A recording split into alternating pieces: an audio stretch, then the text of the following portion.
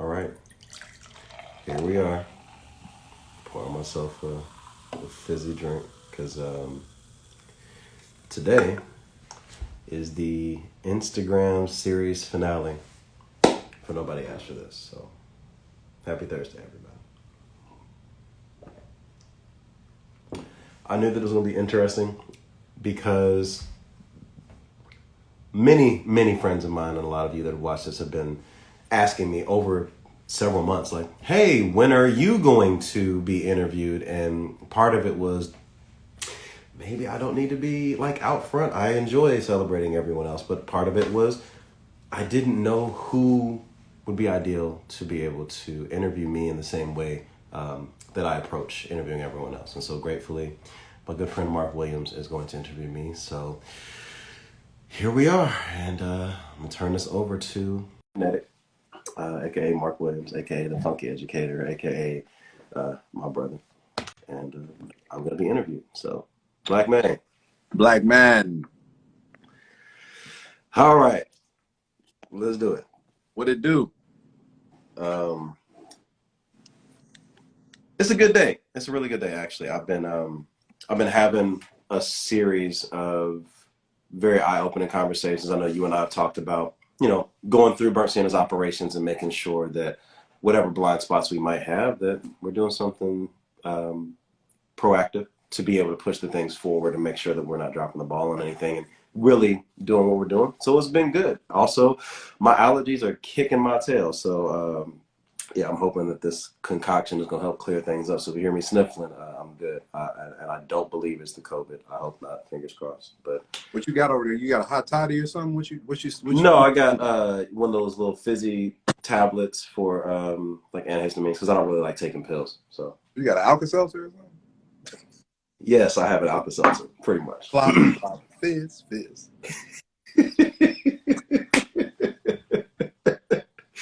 Oh man, I'm glad this isn't like a sponsored thing because they'd be like, wait a minute, we didn't approve that advert. That's not a thing. But yeah, I'm in your hands, brother. This is Nobody Asked for This, and yeah, nobody asked to hear from me, but actually a few people did. So Marc, you are going to be my interviewer, and I can't think of a person really better suited for this. So thank you. Yeah, man, it's a beautiful thing to be able to just, chop it up with you in this way. So, first off, I want to start out, but you got to kick a little facts about your history. Like, who are you? How'd you get to where you are right now? Like, what is it that has been going on with you that's led us to this moment right now? All right. So I was born. No, I'm just not gonna do that. So I was born With a little tip. Shout out to everybody who picked up on that reference. And just like that river. Right. So I was born in East Chicago, Indiana, in St. Catherine's Hospital. So grew up in Gary until I was like 6. So I can't really say I grew up, but was born there, lived there. My mother used to work at IU Northwest, and then got a job at Vanderbilt University in Nashville, and that took us to Nashville, Tennessee. Lived there for about 3 years. Then she got an offer to work at King Drew Medical Center in Watts in Los Angeles. So we moved out here, spent 2 years out in Corona, and then I think it was a year in Inglewood, and then we moved back to Indianapolis. And then in Indianapolis, I started off like on the south side, 12th and Rural, then up to 30th and Fall Creek, then up to the northwest side, then kind of all around Indy. My mother left, went to Detroit from there, and then to LA. I was in Indy really up until about 2009-ish. So from 94 to 2000, or 92 to 2009, that was my time in Indy. So like Indy is where I call home. It's where I really kind of formed myself. But there was a 2-year period, like that first couple of years when we moved to Indy, that I was down in Grapevine, Texas with my father. And then I was out in DC, out in Chevy Chase with my aunt. And it's really important to talk about that because that really framed my sense of music, and fashion, because like at that point in time I was getting ready to go into like coming out of 8th grade going into my freshman year. And it really made, like, the East Coast style really made an impact on me, like the way cats were dressing in the DMV and like hip hop and things of that nature. So that really set the tone for what would happen being in Indy. But yeah, in Indy, class of '98 from Pike High School, ended up doing a quick stint at Ivy Tech and IEPY, thinking that I was going to study engineering. Actually, I thought I was going to be an architect. And those early morning math classes were not the move. I actually did I did a whole essay about that in one of the newsletters of how like I almost was an architect because I appreciated the way that things were put together. I used to play with Legos and erector sets and things of that nature, and just fascinated me. But I didn't want to take the classes, and also like we're talking about 2000, 2001, like yeah, I'd taken 2 years after high school to just work, and I worked in retail. I worked at Man Alive in Castleton Square Mall. Shout out to my man Casey Westfall, aka Escobar, aka just the OG. coolest person in the world and one of my favorite people. Big homie right there. That's a good dude. There was a lot of intersections of hip hop and fashion at that particular point. So of course I wasn't thinking about, oh yeah, I'm gonna get a degree. I was like, nah, I'm gonna be a rapper. and I'm gonna wear the cool clothes that I couldn't wear in high school because we couldn't afford it. So I'm gonna do this thing. But then it was like, well, let's get a degree so that my family feels that I have some kind of baseline, like the just in case if things don't work out. And I ended up going to Indiana Business College. I think it's called Harrison College now, but at the time it was Indiana Business College, and it used to be downtown Indy, right by the main library, off of what is that, St. Joseph and Meridian. And then it moved over to a space now on Washington. But they had a business management program that I went in for, but then when I was interviewing, they said, well, we're looking to develop this fashion management program, and we don't really know what to do with it. But if you come in, you would get some additional credits towards your degree if you agree to help develop the curriculum that you all want to learn.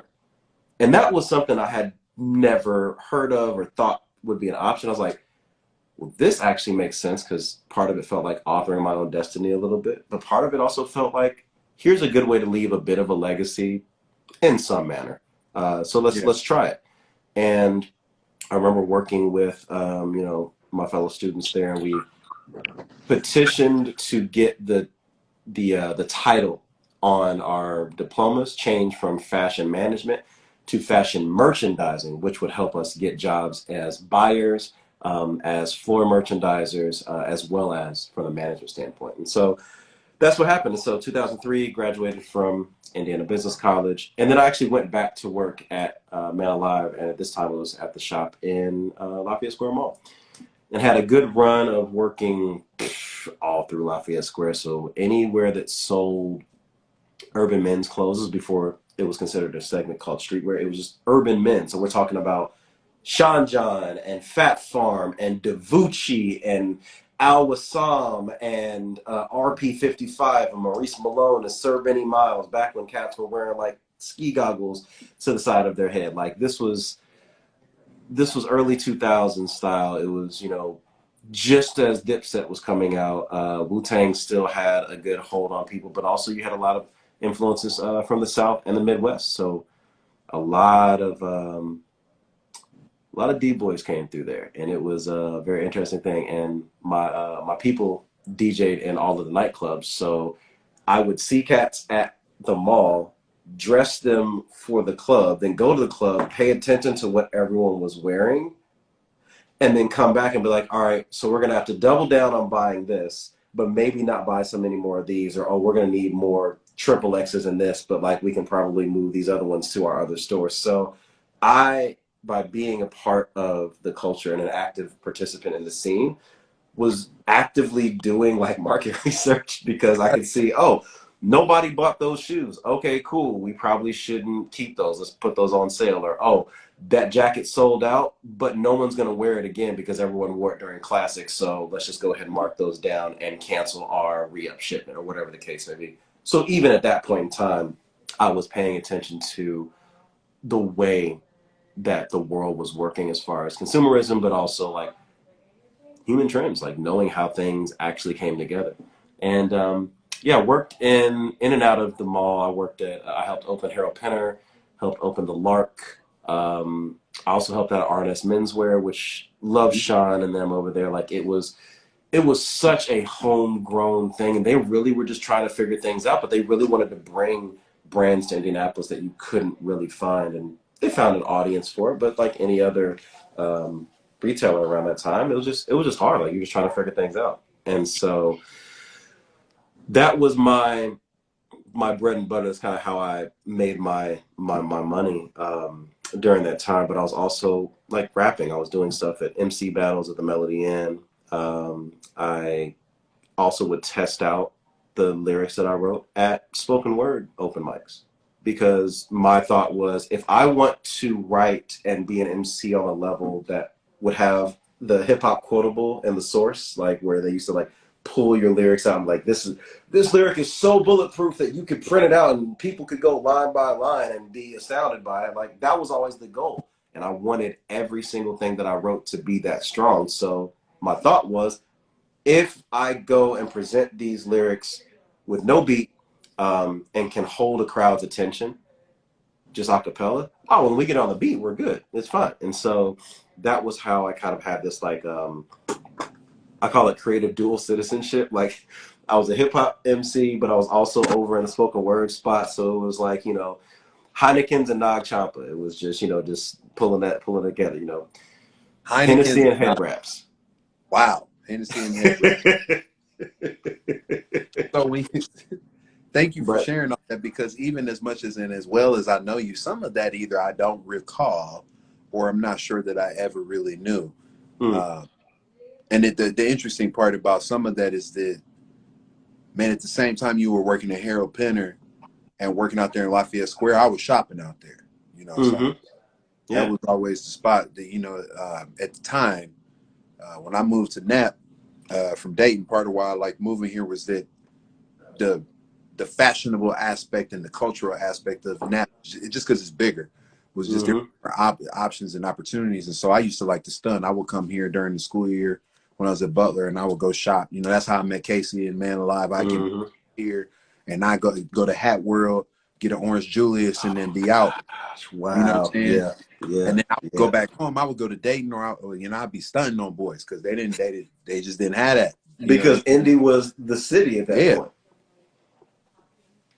That makes sense.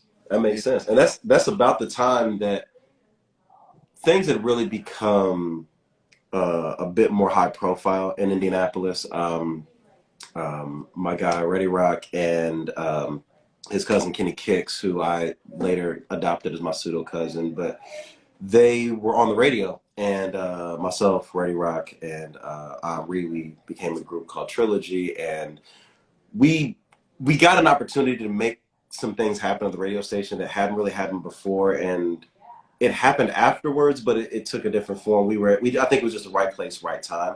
right. But they started this thing called the Chop Shop, which was supposed to be emulating New York mix shows in the evening, where they would have rappers come in and do freestyles and stuff, and then like have street DJs come in that weren't affiliated with the radio station, just kind of like to bring more energy. And it was terrifying and delightful and dangerous and fun and ridiculous and absurd, and it's a surprise to me sometimes that I survived a lot of that, because like I was a suburban kid running around in the streets, but I was streetwise enough because of like my family ties and my stepfather's family in Hammond. So it was like I wasn't new to it, but it was still like, ooh, this could have went left so many times in so Yeah, many different ways. But being a part of that, it just like you didn't separate that from the culture of hip hop. You didn't separate it from the culture of blackness. You didn't separate it from the culture of giving people nightlife and stories to tell, right? And so all that came to a head where in about 2005, 2006, we actually got a record deal, which was something I thought I'd worked my whole life to try to do. mhm, And we got a record deal, and then we proceeded to not do a bunch of things that we didn't know that we should have done. Like We should have been much more aggressive with pushing the label and forcing their hand to do things. We should have started booking more shows for ourselves. We should have actually realized that getting the record deal was a new starting line. It wasn't a finish line. But instead, because it was something we thought we would work for most of our lives, once we got it, we did what most people do when they go from not having something to having everything. We kind of like kicked back and was like, oh, we made it. We're good. Like everybody else is going to take care of all the things. And it was like, no, that's actually not what happened. And that was a very harsh lesson in business and the reality of how the greater world works, never mind our little Midwestern bubble, how the coastal world works, especially talking about New York, how the music industry works, going down to Atlanta. It was, that grew me up a lot. And around the time that my daughter was born, late 2006, going into 2007, really had kind of a bit of a crisis of conscience where I was like, I don't think that this is where I'm supposed to stay, as far as this mindset.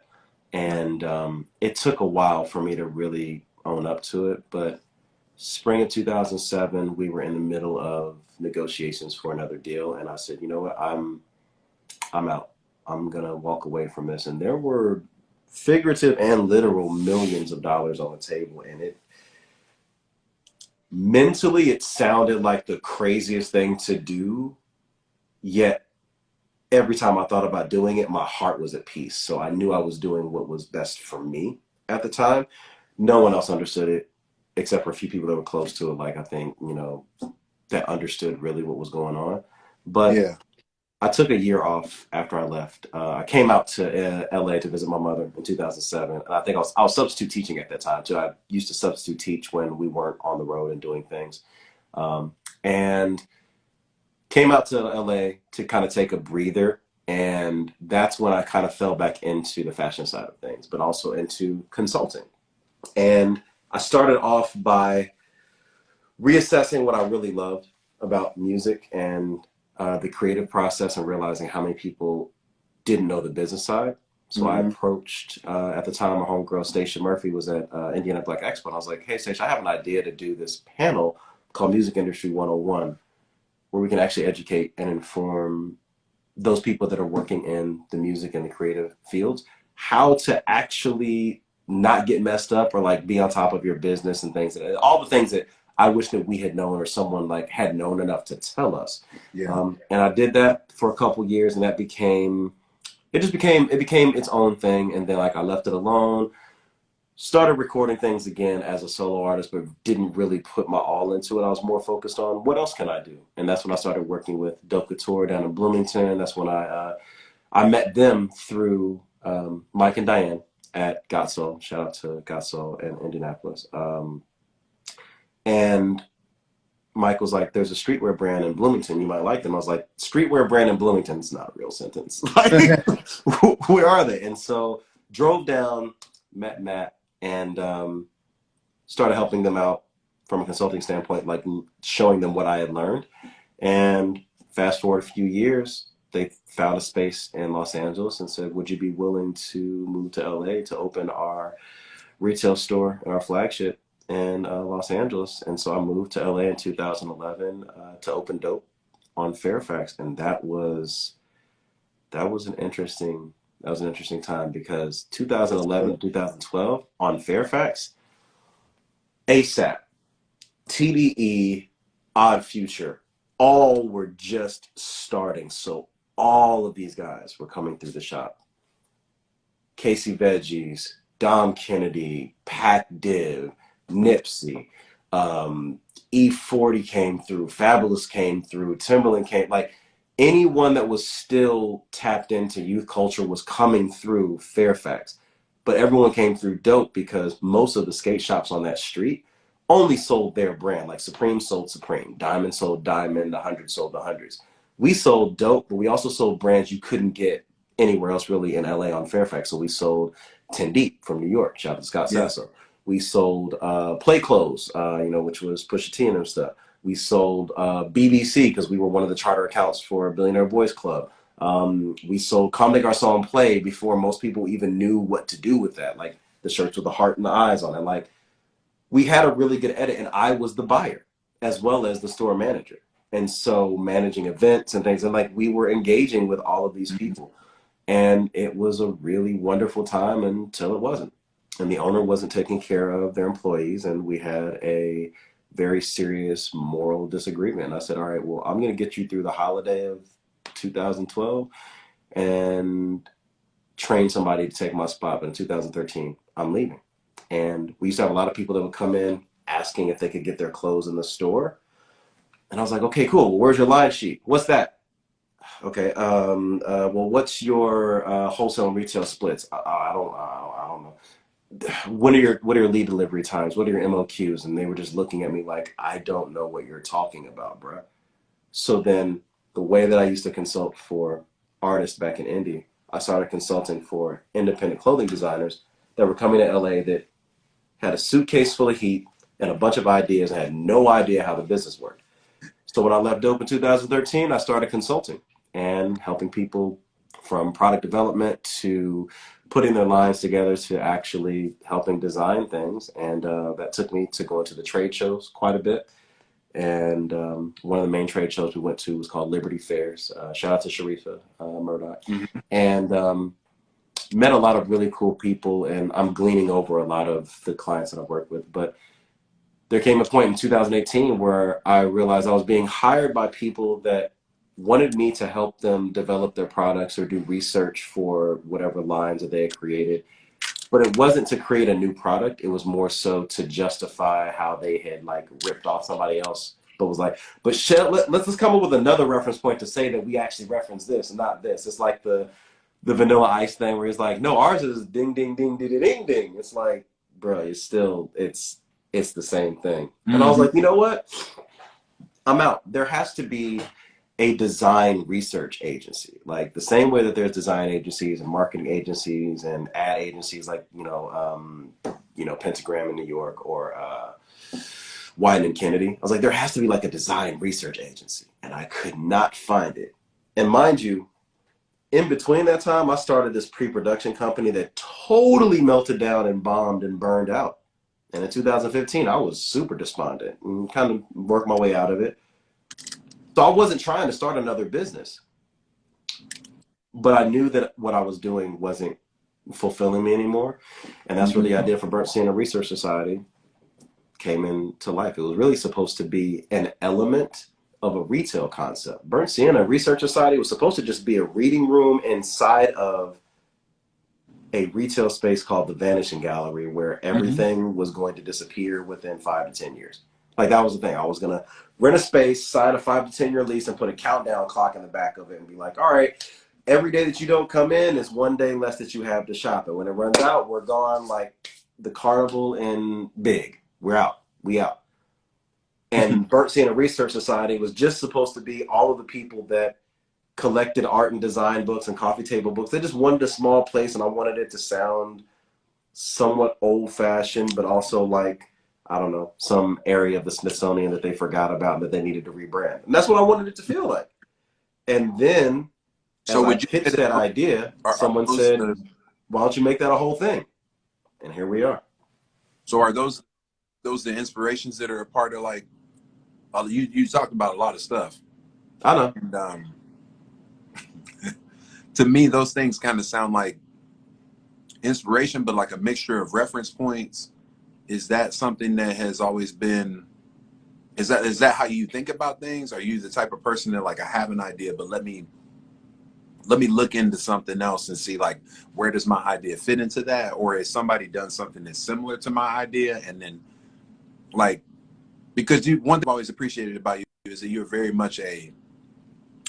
creative, but it's always been very creative in terms of like process over product. Like you have an idea Oh, about yeah. product, or whatever, but you've always been really, really, really good with the process. So like I know I've been involved in some of the different things with you. Like we played at the Hard Rock Cafe, um, which I still think we might have been the only MCs to jump in there and do that. Yeah. Uh, when we've been involved in putting like stage shows together, all kind of stuff, projects, EPs. Um, Is that your thing? Like to think about the reference points, or like is it, is the process like how do you find yourself? Um, I don't know how you find yourself starting those things, because I guess why I asked that is because a lot of people have a lot of ideas. So I use restaurants for an example, and streetwear is helpful too. But Hmm. everybody that can cook and cook real well, at some point somebody gonna say something to you. Oh man, you could probably sell that. You probably could do that. Right. And so people, and that's true. You probably somebody might buy your mac and cheese, but the bigger part of it is that yeah, you got the product, but most people, and there's a ton of people that have good product in mind, but how much does process affect that? Like how important do you feel like that process is, and is that what you really help people with, or do people just come to you with like, hey, I want to do this, and then Huh. yeah, like where do you come into play when it comes time to talk about working with people on their ideas? So there's a couple questions in there, but the biggest thing of where do we come in at the beginning, um, where it's more than just an idea, but you haven't figured out the steps.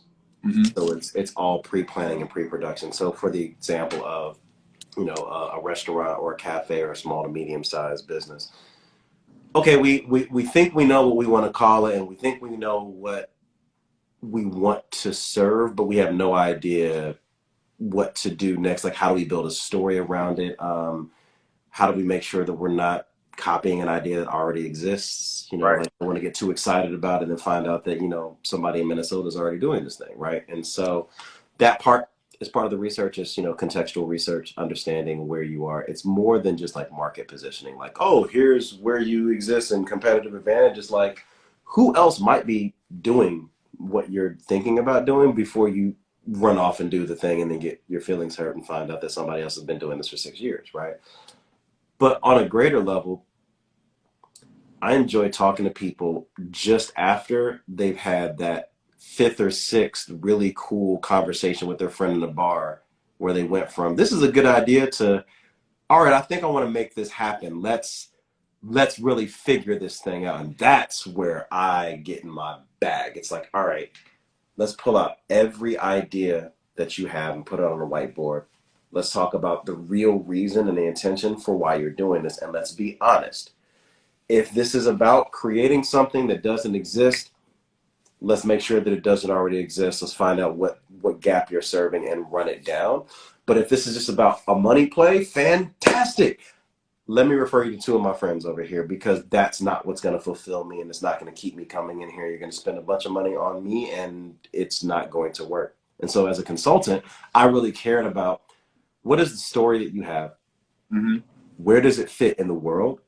And if no one else sees what you are seeing, how do we make sure that you're telling your story in a way that everyone understands it the first time? So we have to really unpack that and unpeel it and fully flesh it out to be able to give it the shortest version of whatever it is. How that plays into what we do with Burntsienna now, oh man, that's everything from crystallizing an idea for a clothing line, right? Which is like, I still love fashion, but people will have 37 different shapes and ideas. Like, cool, but only 22 of these tell a cohesive story. Let's tighten this edit up and let's figure out what the thread is that pulls all these things together. Then here's how we need to roll these things out, and here's the research we need to do on circularity, on responsibility, on sourcing, on manufacturing, on logistics, on all of those things. And we kind of act as the best way I can put it is, if you don't know what a recipe framework looks like, you may not know what steps you need to make sure that you're hitting or what you're missing, right? Like, you might, okay, I want to make an apple pie, but I don't know what order. Like, do I do the wet ingredients first and then the dry ingredients? And then, like, I put it in the oven, but like, how long do I leave it in there? And then when it comes out, do I cut into it, or am I supposed to let it set, right? And so we come in and say, here is the entire list of things that you're going to need. Give me everything you already have. Cool. We're going to plot that in there. Now we know where we are, and here are the spaces in between. We just gave you a framework of everything you're going to need, and then we filled it in with everything you already have. Now all that's left is everything that you need. Now let's go find it. And let's go find it. And a lot of times those reference points are in books and art and design books, because most art and design books are this thick, focused on one thing. One thing. Yeah. So you mean to tell me that a book filled with information about one thing isn't going to be exhaustive? Like, that's the cheat code. It's all right there, and y'all are putting plants on top of it and putting them on Instagram like you're smart. He said, my man said, putting plants on the books. I mean, it's real. People do it. You see all kind of stage pictures with books underneath stuff or But, flipped sideways. Like, do you read it? right. But at the same time, they got the book because they knew that there was an associated allure of intelligence to what's in there. So they knew that there was a value, but they hadn't engaged with it. And then you go into certain spaces, and no slight to any interior designer that wants to affect intelligence in a space by putting books in there and using them as objects. I get it. Not gonna hold you. I'm not gonna hold you for that. But then you don't get to be surprised when people don't know what to do in your space. Because if you have not organized it, alphabetized it, and indexed it in a way where it's intuitive to know how to access it, or that you can access it, then ain't nobody going to use it. No one's going to use that. No one's going to use that. And so the first part of our practice really was going out and creating these reading rooms in public spaces where they already had books, and we organized them in a way that made it clear that people could use them, which increased time spent in the spaces. But also I realized that there were designers and creative directors who would bring like their direct reports and their junior designers with them, and be like, oh, here's the books that I have in my office that y'all can't touch, but you can touch them here. And you started seeing people like decamp there and have meetings. Then it was like, oh, we're going to need a space. And so that's what we're working towards now. But like that made it make sense. And no one really understood how that worked, because to answer the other part of your question, the process is the most fascinating part of any project to me. It combines intention, culture, history, and foresight, whatever you saw that no one else saw. Yeah. Now, how do we put that into a protocoled way, and what is your finesse that makes it something new? But it's required. Like Alan Woods, when he would host the open mics at Midtown, I remember he shared a story about, I think it was his grandmother, and I'll bring this up time and time again, which is process is so important. Process is the difference between eating ingredients and eating apple pie. Yeah.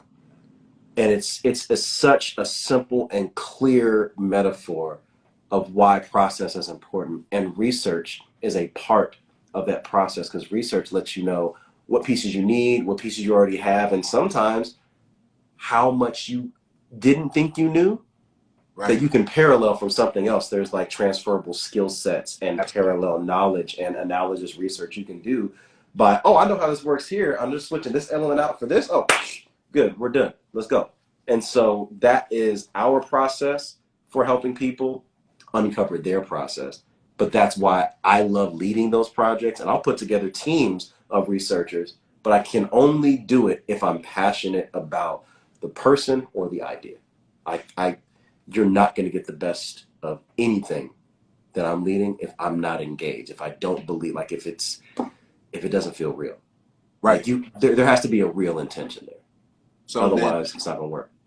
so speaking of intention, um, You in your bag. I love it. well, I mean, we got some things we want to cover. I want to be faithful to the process. I appreciate it. Um, everybody has a why. Everybody has a, no matter what it is, everybody has a, even if they can't articulate it, people have an understanding of why they get themselves into anything. Um, this is,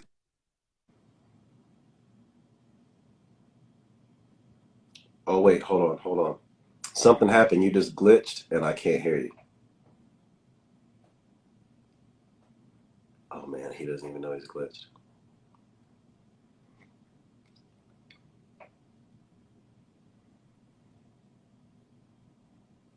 Let me see. Is it mine?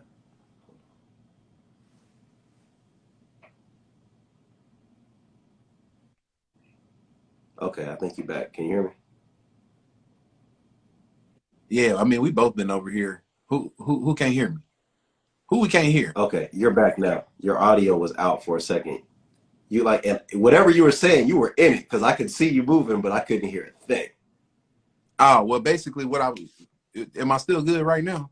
Yeah, you're good now. You're good now. I Yeah, promise I Mark. paid the bill. Yeah, The we bill good. paid. I don't know. Somebody playing games because the bill is paid.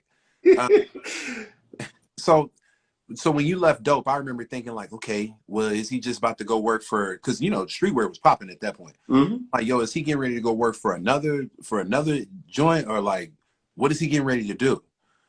And then when we started talking about, I remember the Vanishing Gallery. I remember that. And then I remember when Burntsienna started, but I remember thinking for a long time, I'm like, I wasn't surprised because I know you that you would do Hmm. something like this. But I was like, but why though? Why this? What he's a talented MC, one of the most talented MCs I've ever met. He in LA, he could just be putting bars together and make 2 or 3 records, go around and do that whole thing. He's a talent. He got a good eye for the fashion. If I ever needed anybody to tell me what the drip was, I'm like, I would call Jason first. Um, but then but why? Because nobody else knows. This is really specific. I think people hire design firms and marketing firms and all that kind of stuff like that, and they go through all of that. But this don't feel like that. When you started talking Yeah, about the fact that it was research, I'm like, well, that's different. Because to me, we have now moved away from let me get you in front of people so you can get this money into I want you to be able to understand the best way to go about this, and then whatever else happens after that is, I mean, because we can't guarantee that anything is going to work out the way we plan it up, but we do, and this is the educator in me, we do have the opportunity to go and look and gather, and why should we spend time trying to make stuff that's already been made to some degree? We have to put the work in to go figure it out. So I understand it from a scholastic approach, but from a business design approach, why this path? Just why?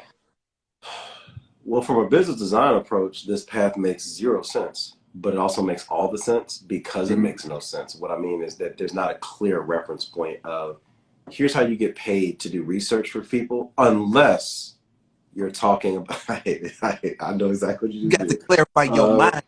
You but no, seriously, like the only example, like reference point wise, I had for people that were getting paid for research were people that worked with National Geographic, people that worked on medical journals and medical research. There was always something. It was scientific, Yeah. right? But I've always loved the hybridization of things. Like I would go to art museums to get inspiration for damn streetwear T-shirts, and no one really understood the levels, but I knew, and that was enough for me. And so, from a business stability standpoint, oh, there's nothing that makes it make sense from that standpoint, which is why my why is deeper than that, and it outlasts and will hopefully outlive all of the peaks and valleys of when we have flush with cash and we need to get cash and have cash flow issues and can't make payroll versus we just hired a bunch of people, like whatever. But like the idea is to have manageable growth. I Mhm. cite Brunello Cucinelli, who has always wanted to have slow, controlled growth. But I also, read a lot of Richard Florida, who's an urbanist, and the idea of having a growth cap of like, once we get to this point of growth, we will no longer be able to maintain a certain level of quality. So like we do have a growth cap in mind for Burntsienna, Mhm. both financially, team size, location. Like there's only so big we can grow and still maintain this feeling. And it all comes back to one word. Back in the days when I was on Twitter, my bio was one word, and it was encomiast. Encomiast.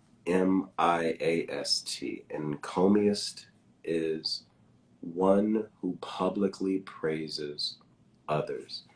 And research is a way to publicly praise and bring to light all of the others that have come before. It's honoring ancestors alive and past. It's honoring old ways of doing things and new innovations, but it's just bragging on folks and it's telling the story. And that's what research lets me do.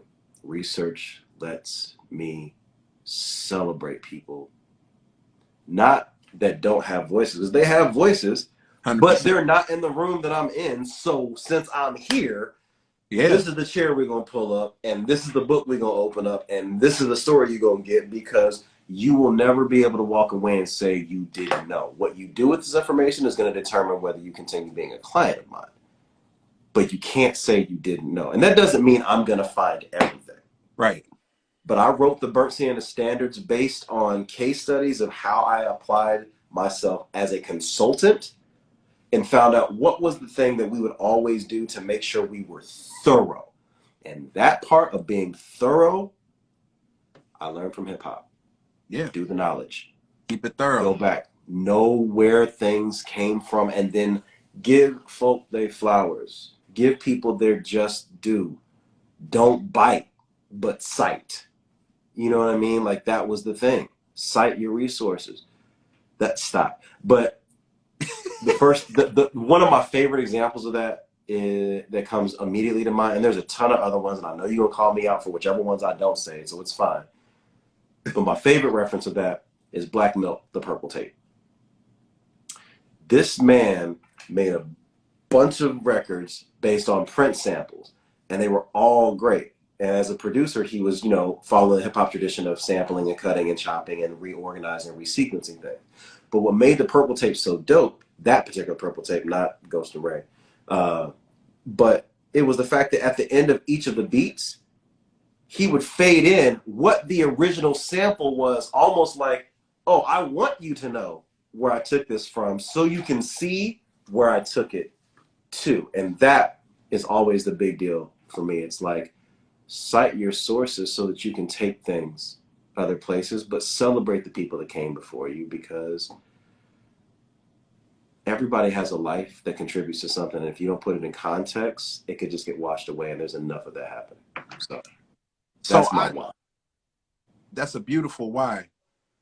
I got caught. I forgot about the Purple Tape though, so I looked it up while you were talking about it and listening. This the joint with rapper Big Pooh? Actually, I think it was just beats. Oh, well, okay, well, there's one that apparently at some point rapper Big Pooh rapped on it.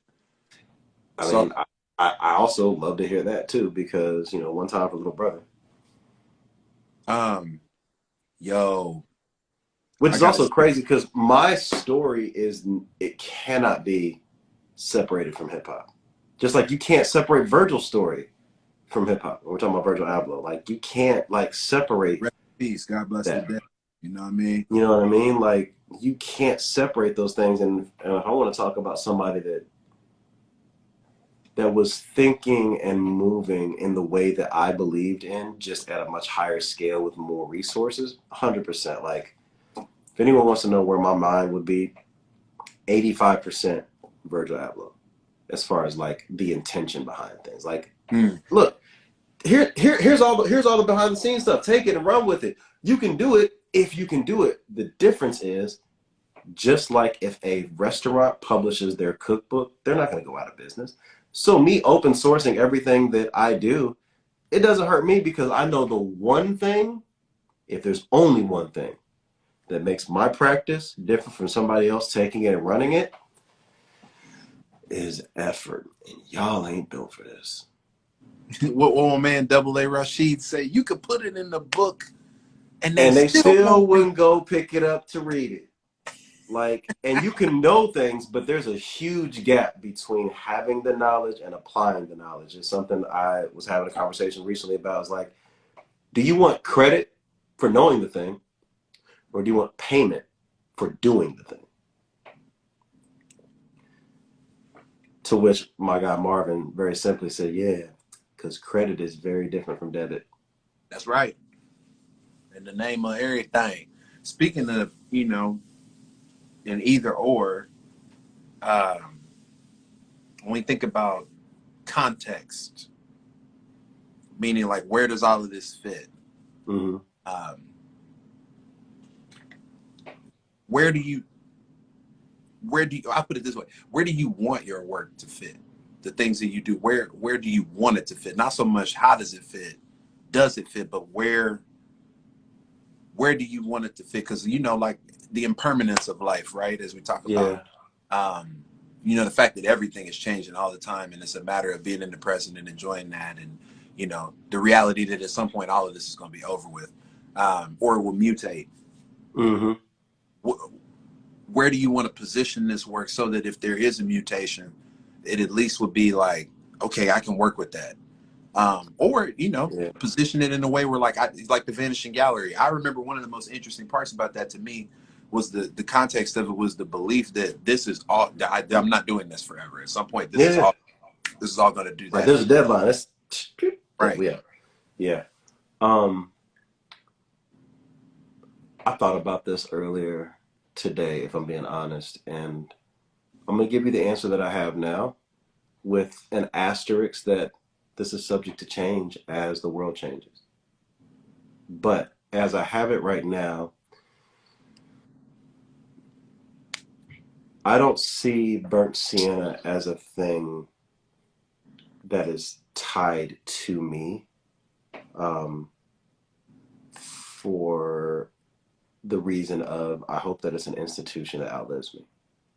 I hope to create enough spaces and structures that someone else at some point will feel that they could come in and carry this on in the same vein, but in a way that makes sense to that particular time. So in that puts it in the same canon of the Bauhaus School Yeah. from Weimar, Germany, the Berg School of Communication, you know, the Royal Academy of Fashion at Antwerp or Central St. Martin's, but also like the School of Life, which is where, you know, Alain de Botton is, or to be Berkeley. honest, my favorite reference is a non-real one, but is real enough for a lot of people, which is I just want Xavier School for Gifted Youngsters. I knew this. It's it's my thing, man. I want a space where naturally introverted people feel that they can explore things safely and be held. A place where naturally extroverted people can take a beat and explore some introversion within themselves, and where anyone that is ambiverted or, you know, just a place for neurodiversity where there's no standard of how to do particular things, but there's access to the resources, and then there's access to the space for those resources to take form. That's my lofty goal, and it doesn't need to, you know, resemble a mansion, and it doesn't need to resemble a school, but I do want this to be an institution, as in the definition of institution is something that consistently gets renewed, but the foundation stays consistent. That Absolutely. is what I see for Burntsienna, and I'll die on that hill. So when we think about stuff like that, how do you, first off, what are the, to go with your Charles Xavier example, I know what the roadblock was to that. The roadblock was that they were mutants, and Right. that was, they were ostracized because of this genetic difference or failed experiments, whatever the case could have been. So there are obstacles to what you're talking about, but there are also um, there were gates that you'll get to too. So there's an obstacle, like, okay, we passed that, but then there's a gate that we got to get through that as well. Um, if you've seen the 36 Chambers of Shaolin, it's kind of like, you know, he goes to the Shaolin Yeah. and he's like there for years, and he's like, all I've been doing is sweeping and cleaning and all this. He's like, at what point do I get to go through the chambers? I want to learn kung fu so I can help my people. What are, Hmm. when you think about what you're doing, what are the roadblocks that you anticipate or have already encountered? And then what gates do you know you're probably going to have to go to and petition to go through, or you might have to kick them mugs off the hinges? I mean, it just depends on what it is. Yeah. You know, there's a couple. One that you and I talked about. The main reason that I'm not a professor at some school now is because I refused to go through the hoops of going back to school to be a teacher. Like, I've learned enough. Like, just adjunct me already. It's fine. But um, that is a thing. The fact that I only have an associate's degree that has nothing to do with education, that has been that's been a thing that has prevented certain things to happen. Mm. However, the beautiful thing about time, where we are now, where we're going, and honestly, things like YouTube University, like there are more people that put weight into lived experience than Yes. pedagogy. Uh, People that put, more weight into what you've actually done with your hands versus the received dogma or wisdom from anything else. And so that part is encouraging. And so from there, then the only hurdle that I really see is, if I'm being very honest, my own perceived limitations of what I'm allowed to do, Mm. because either I'm projecting, and I'm going to get to very personal, I'm either projecting on if I believe I'm a good person, a good father, a good provider, whatever, that belief is directly proportionate to the amount of aid that I'll receive, that I'll open myself up to, that I'll allow people to help in. And the better I become as a person, the more therapy I go through, the more things that I work through, not just release, but fully work through and integrate into Yeah. myself, the better Burntsienna can become, until it's gotten to the point where it is out of my hands. Because right now, I'm still the person pedaling the bike that's powering it. But we're Yeah. getting much closer to bringing other bikes in, and then eventually we'll be able to have certain things automated. But a human touch is still very important to me. I still have every intention of dying in a chair surrounded by my books and probably traumatizing one of my interns. It's probably going to happen. But like that is the vision I have for myself. I have no visions of retirement. I'm going to die peacefully in my sleep after a nap, probably like after lunch. Like it's probably going to happen. So I'm just putting it out there. But those are the only roadblocks externally, was a degree, and Yeah. the academic pretension that comes with that. Yeah. The downside to the other side of it is that it's up to me. So we will achieve as much as I believe we're allowed to, until I allow someone else to come in and help me take one hand off the wheel. You see what I'm saying? Like to Yeah. really trust the process and trust that I'm doing the thing that I'm supposed to be doing. So because it comes through me, I can't mess it up. I've been given all the things to make sure that I can't mess this up, and trusting that. And that is the only roadblock. That's really the only roadblock. It's me. It's me. Because there's no way this can't work. Because I've already seen the ways that it's changed people on like a cellular level of, I didn't know that I was allowed to tell this story. I didn't know that I was allowed to, even with nobody asked for this, I didn't know I was allowed to integrate my past into my present to push us forward. I didn't know that I was allowed to bring my culture with me to the work. But you've been doing that, right? And so again, being an encomiast, uncovering stories, telling people, here's a mirror and here's where you're already dope at. So never mind what you're not doing. Focus on what you are. Like Mhm. wherever you failed at getting this right, you've succeeded in getting yourself right. So keep running that down. And that's been the side gates that we've been able to just run it down. Yeah. And it's a beautiful space to be in, but it is I don't take it lightly. I try not to take it too heavily, but it's the same reason some people have asked me, like, well, could you manage me as an artist, or can you come and do this thing? It's like, I can, but not, because I don't want to drop the ball on your dream. You know what I mean? And like, feel like, but also, again, anything I'm called to do, I'm called to it because I'm the person that can't mess it up. And I need to trust that. And so is that your form of wayfinding then? Oh, Because I've been deep in the game with the work of Thich Nhat Hanh, yeah.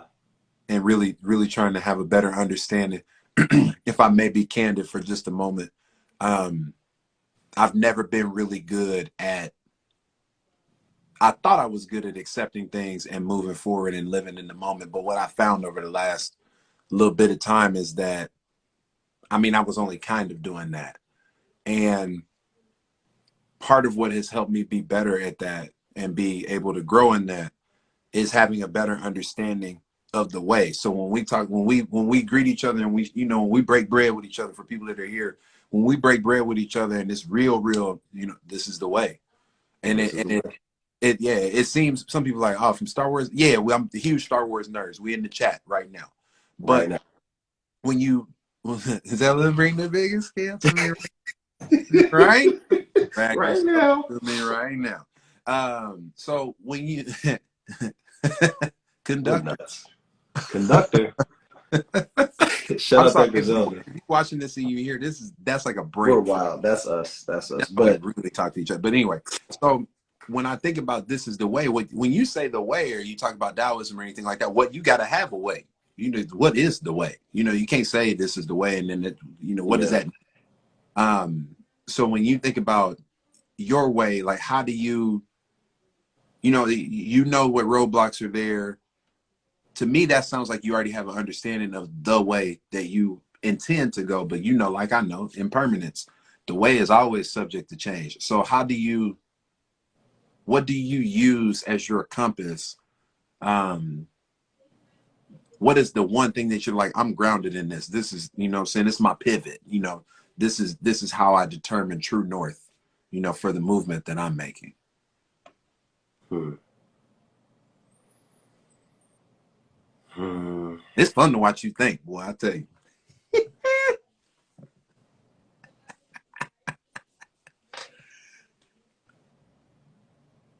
The way is not the path, it's the steps. Mm, speak on it. It's not the road.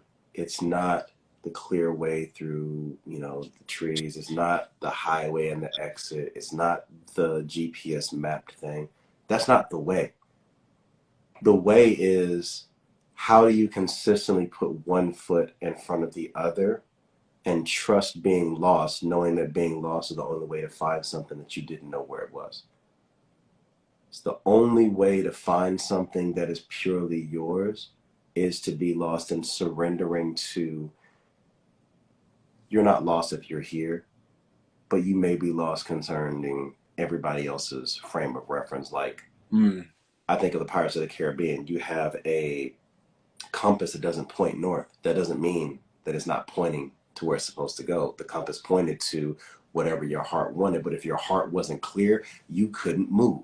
You didn't know where to go. You were literally just spinning. So what my pivot is and what my way is, quieting myself enough to hear whatever the ancestors are speaking to me, and trust that whatever my body does after that is the way. this is the way. This is the way. And today's way may not be tomorrow's way, because today's price is not tomorrow's price. And I'm going to bring it all the way back, because the culture. The price of the brick is going up. Speaking of, Marlo Stanfield in here. I You do want want it to talk a little one, bit about but it's the other way. bricks and their significance All in white bricks, my aesthetic. Actually, off red white brick. bricks, light So, bricks. burnt sienna as a name came from the brick colored burnt sienna crayon that used to come in the Crayola 64 pack. And it was You the only one. you had the 64 pack. You had money. Well, we were doing all right I had the at that 12 at joint. that point in time. I had Actually, the I'm lying. The 64 pack I definitely stole from Stephen Holmes. I definitely stole that shit. But that crayon is the only one that matched my particular skin tone, because for genetic reasons and family, like, I have these red undertones underneath here, and so it was the only one that had brown and red in it. And it came to me just because I used to randomly make up like band names. Like, I have like a whole list of like ridiculous band names, like, and Burntsienna Research Society was just on this list of just names I might use for something. But it came up and I was like, oh, this sounds kind of cool, because it also evoked the idea of a brick building, somewhere like, Ivy League, Harvard or Yale, something, with a lot of mahogany wood on the inside, and, tufted leather chairs and low lighting. That always gave me that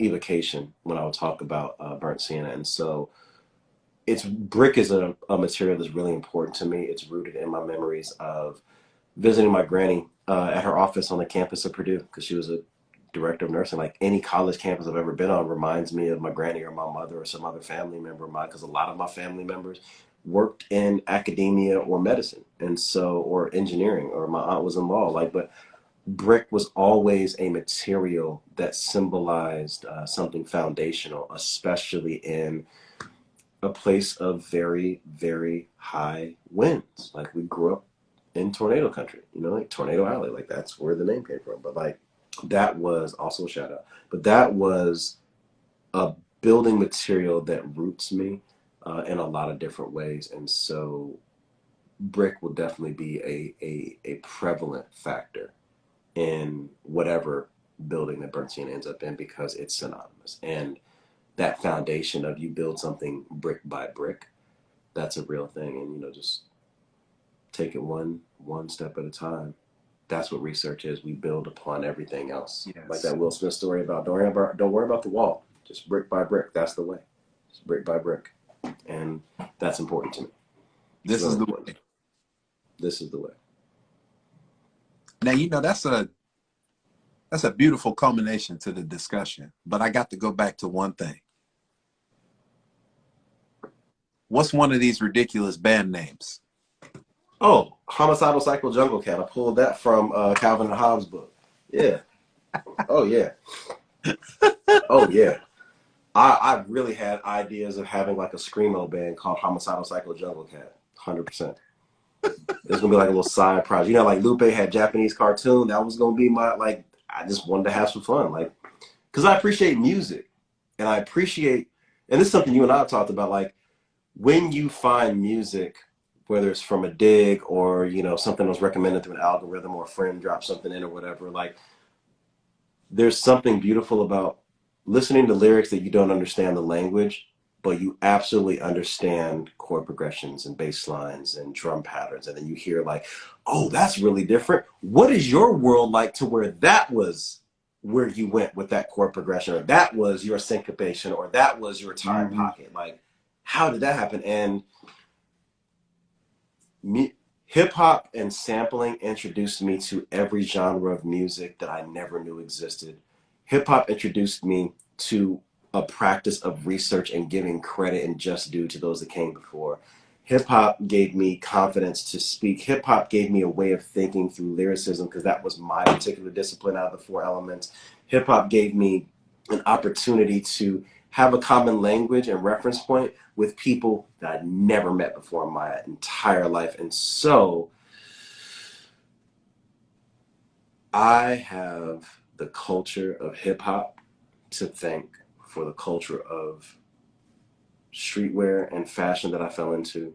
And I have hip hop to thank as a lens and a philosopher's stone to alchemize anything that I thought I wasn't supposed to be in into, here's my way of being here, and I'm going to be 100% me in this space.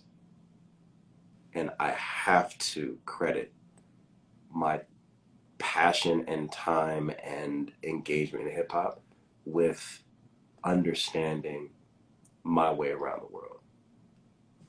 Word. Now, that made me think about the band name. Well, first off, let me for those that, it's not really about me in this moment, but the connection that I have there that Jason is talking about is I'm a producer, MC, musician, DJ, whatever. Musician first, and then everything else. 100%. I tell people all the time, in my spare time, I'm an educator. And one of the things that always really, why I consider myself primarily, well, not really, but I feel like I'm cold with it when it comes to sampling. I don't know. I've always just, I feel like I have a good compass. I feel like, but at the same time, I feel like an attraction. I feel like music finds me as much as I find it. And honestly, I mean, reading the liner notes as a shorty, listening to music. But then when I came up in the era of hip hop where you had to clear stuff. So they was putting that stuff inside the album. You had to know. So when I would hear something, I'd be like, yo, that's cold. and you know, I'm looking through the credits and I see, contains an interpolation or contains a sample or a replay. And then I go back to that and I find that, you know, it's to the point now where like I pick up records and, you know, depending on who's in the band on the record, I already know. But Yeah. you know, like if Bernard Purdy playing drums on the record, there's some funk on here. If Chuck Rainey playing the bass, then we know it's cool. You know, if Carol Kay playing the bass, or if man Spanky Alford playing guitar, or you know, it's a bunch of people. You know, whatever. So I knew what research was from an academic standpoint. Mm-hmm. You know, going to get card catalogs and the Dewey Decimal System. You know, I'm from that era. Yeah. And but music really put it in a different spot for me, because then music was like, not only are you going to, you know, basically doing archaeology, you are also doing 100%. You're also looking at like, okay, while I do know that this is where that came from, this is connected to something else. So when you think about, if you find a Barry White record, Ed Green played the drums on a lot of Barry White records. You know, he's an unsung hero of the drums, but he primarily played on productions that involved Gene Page and anything out in the West Coast. So, you know, any West Coast soul music, if it was recorded in LA in the 70s, Ed Green probably somewhere near it. Ray Parker Jr. playing guitar. Yeah. Wawa Watson playing. So when you understand all of that, you found it, but now you can play the connection game. So this, when I think about, talk about Burntsienna Research, it's research, but it's also connectivity. Because if I, you know, so Norwegian Rain, for example, which got some of the flyest outerwear I've seen in a long time. It's too hot here for any of it right now. I have to wait till the fall for it to really make sense. But when you think about, when you look at Norwegian Rain and you look at what, you know, T. Michael Bergen and all those people, there's a bunch of connectivity that goes in it. So when you look at the design, yeah, it's Norwegian Rain, but when you peel back the layers and read it, they're really good about letting you know, like, nah, this is. Oh yeah, for sure. Yeah, They yeah, give you the liner notes for yeah, that particular piece. Yeah, for sure. they let you know it's Norwegian Rain because it's from, you know, it's one of the city with the most rain in you know, in the world, but then it's also Japanese inspired, and you know, but I appreciate all of that, and that's part of what I think the work that you do in the Research Society, and as a consultant or as a planner, as a guide to a lot of other people, myself included, it's genuine. You know, there's never been a time where I've been around you and listened to you talk and felt like, yo, well, he's got what's the angle, you know, and it always felt like, nah, that's just, you know, that's just Jason. That's how I get down. You know, that's I mean, the funny thing is that that's actually where the name of this particular series came from, because instead of apologizing for giving too much information, I'm the person that will all like. One of the first guests I had on Nobody Asked You This was Autumn Breon. Shout out to Autumn if you're in here. And she asked me a question because she herself is consistently interviewing people. And she said, there's something I love to ask people, which is, what are you an assassin at? Like, what is the thing that you do better than most other people? And I thought about it for a second. I was like, oh, reference points. I have more reference points than I ever know what to do with every single time, and can give you an entire dissertation that nobody asked for. But I used to feel bad about sharing all the information because it's a huge info dump.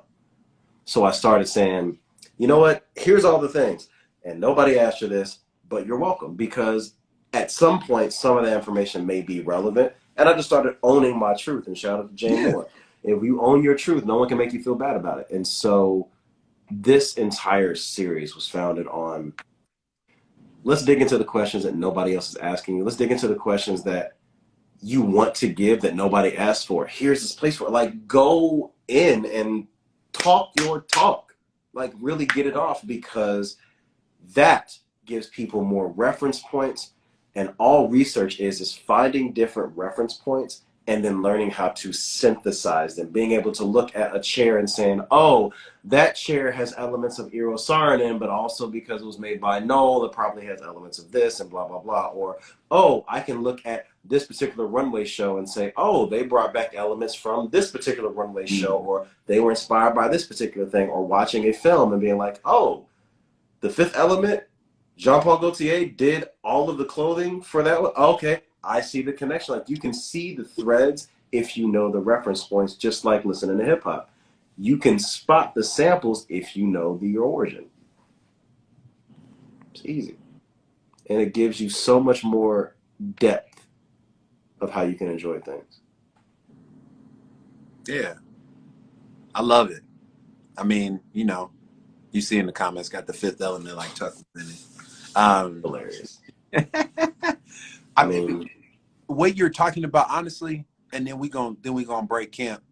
Um, I just want to thank you for being transparent in that way because I love you to death. But I know if I get started in a conversation, you're gonna do all of that, and nobody asked for none of that. It's like, oh, here like we y'all go. really don't understand how ridiculous. And shout out to Eric Romer. I know he's somewhere in here. There are only two text threads that I keep. I don't like being in group text. I definitely don't like keeping text messages, and I keep these two consistently. And it's Jane Andrew, which those that have been following us know that's my Jane, and Mark and Eric Romer. They're the friends that consistently make me ask, why am I still friends with these people? And then they'll say something really kind, and I'm like, that's why. But that's wearing thin. No, I'm just kidding. but Well, like, but see the but we have these types of conversations in yeah. our chats and in our threads, and like something will happen, and Mark knows what buttons to push with me. He'll say a thing like, "Oh yeah, that's too expensive," or like, "I don't know if it's worth the quality," and I'm gonna go on an entire tirade, like activated, like, "Here are the reference points of why, and this is why you didn't know this," and dot dot dot dot dot. But if one of us says, y'all know about this song. Oh man, Mark turns into Questlove, and it's a whole bunch of it's the whole thing. If It's you look oh, right you need to here, listen to this. Here's a YouTube link. Here's 3 things on Spotify. Here, I'm gonna send you the whole album on a hard drive because it's not on streaming. Like you need to know. And then Eric has all the receipts. But the thing is, out of all of us, Eric is actually probably the closest to an archaeologist amongst us because he will go back and find a screenshot, a reference point. So he has receipts that will shut things down, get you excited, but mostly be like, why do you bro, still have that? that's when you had a Hotmail address. Why do you still have this? Just for today so that you could say that you had it? Why? But I can't fault him because that's still a research practice. So we Yeah, all have research practices. We all have archive practices that just depend on where our interests lie. Celeste is in here. Long story short, Books and Co. I'm gonna shout that out forever because her references and the things she archives is not just books and magazines by Black authors, but it's ephemera from the experience of Blackness and culture. Ticket stubs, um, hair ads, like all of the things that would take you back to a particular place in time. And so all of us have a natural propensity for archiving things and for doing research, but we may not think it's research. Like watching hours of Sports Center is research. You may be doing it passively, but all those stats that you accidentally know until somebody says something crazy in the barbershop, that's still research. That's still a research practice. And so you're never that far from applying the skill set, but you do need to learn how to take it out of one context and go into another so that you can actually have a bit more understanding. You can deepen your relationships, whether it's with your mate, whether it's with your parents and your family and your elders. hmm Instead of trying to get them to understand things in your terms, maybe do some research and understand what are their parallel points so that when you're explaining something, your reference points have to do with something they're familiar with, not what you want them to be familiar with right now. Because as annoyed as you may be about how hard it is to get, your elders to switch their phone plan or get on the streaming or whatever the case may be, that shit is terrifying. It's terrifying. Just like at some point, we're going to be the first ones to commercially fly into space. It's going to be terrifying the same way it was terrifying for our grandparents' generation to be the first ones to fly on an airplane, period. And so when you understand someone else's reference point, it doesn't automatically create empathy, but it gives you a pivotal space to invite it. And that is why research is important. It's just a way of showing respect to stories that you do not own. yeah. It's just to me. You know, not to use a meme to explain something, put some respect on my name, you I mean, know? really. And I'm trying to put respect on every name that you've heard Yeah. of, but also all the ones that you haven't, which while we're here, shout out to all of the ancestors and all of the caretakers on Tonga land where I am, and also to the Miami out there in Indy. Like we still have a long way to go in our country, but we're not where we used to be. No matter how bleak and crazy things are, look at the reference points. We're not where we used to be, but we also could be doing better. So like, don't give up, don't be disheartened, but don't stop. Like, keep going, keep And going. going and going and going. Um, What else you got for before, me, bro? well, as I'm listening to you, you said something that sparked my mind and it made me think like, I don't think we ever really finished Lemon Pepper Grasshopper Trio. Or was that Postcards from the Edge? Is that what that ended up turning into? No, actually, neither. Where are We the could songs? probably still do that. That's a separate conversation. We'll talk about that. But Okay. it does allow me to wrap this up from um, the standpoint of where I am. I am grateful that I'm not pressed to make music from a standpoint of being pressed to do it. So if I'm going to create something, it's because I have something to say. And whenever you and I talk about music, there's always something to say. So we can make stuff until we're 80. Like, it's going to be great. But where I found myself and where we are at Burntsienna, it just contextualized that I have many different skill sets that I've been blessed with to tell stories. And I want to continue exploring those and to explore them in a way that I feel respects the viewer, respects the person that is consuming it. I want to improve the production quality of some of these things, and I really think that what we're doing next with Burntsienna is going to be a lot of fun. But this is the last IG live for Nobody Asked for This. We're going to be migrating over to YouTube. We're already there now, but it's still just taking the vertical view on there. We're going to take a break because also I'm tired. I've been doing this. This is like the 27th, 28th one of these. I've been booking all of these. Like, it's a lot, but I've also got to the point where I'm hiring. Just hired an assistant editor for the Burntsienna Research Journal, which is going to be coming in the next couple of months.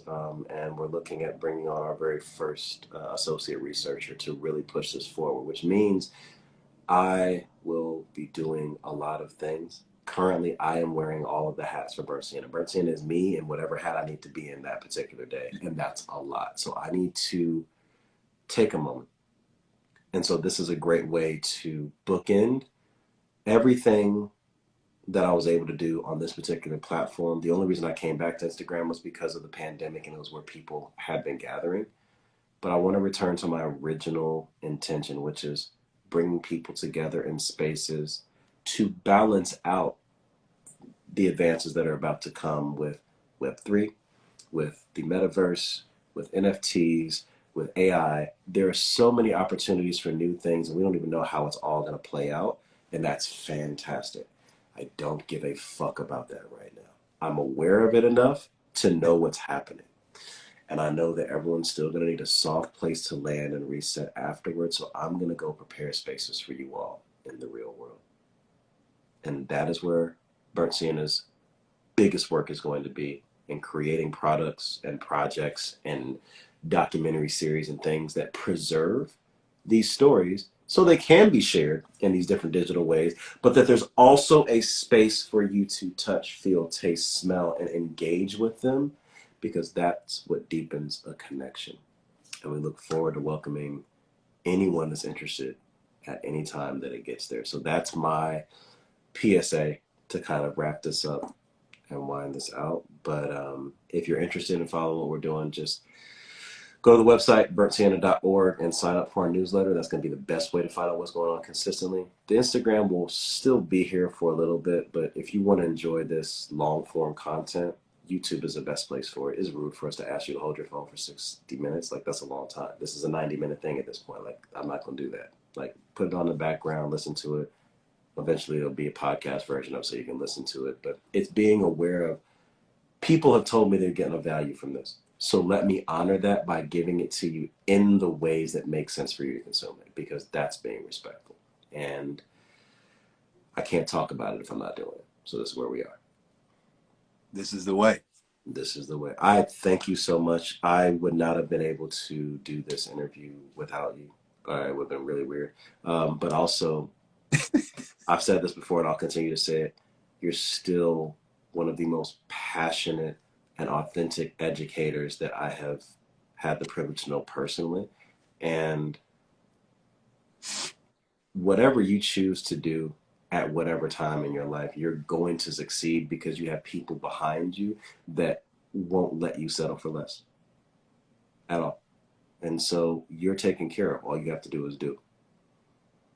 But we're here. I know it's supposed to be about me and my story, and I'm grateful for everyone that's listened to it. Thank you all very much. And yeah, Mark, you and I will sidebar as per usual, but I want to be mindful of everybody's time.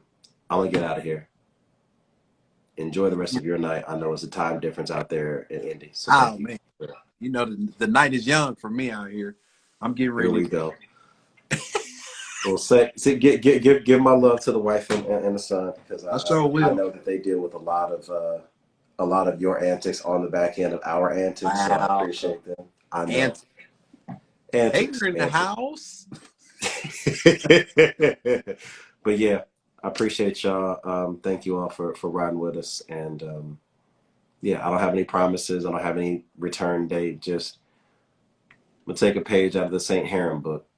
Won't come back until I have something to say. When I have That's something right. to say, it'll be a lot of things. In the meantime, y'all that know how to find me, you know how to find me. Just, allow 24 to 48 hours for responses to text messages. You know how to do Come it. on. Conductor, we have a problem. Conductor, we have a problem. Conductor, we have a problem. Well, from Planet Levtron to Indianapolis to Burntsienna Research Society here in Los Angeles, I am Jason E.C. Wright, BRS, and I will see you all soon. Love you, man. Love you too, brother.